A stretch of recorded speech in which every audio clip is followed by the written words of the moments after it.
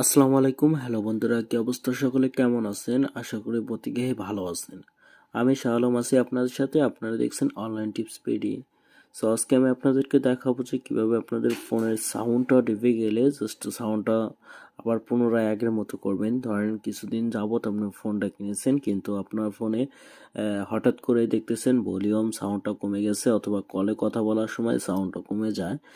মানে আগে যে সাউন্ডটা হতো এখন তার অর্ধেক সাউন্ড হয় না, কথা বলাও যায় না, এবং কোনো গান বা কোনো কিছু প্লে দিলে অর্ধেক সাউন্ড হয়, মানে হাফ সাউন্ড হয়, খুব একটা শোনা যায় না।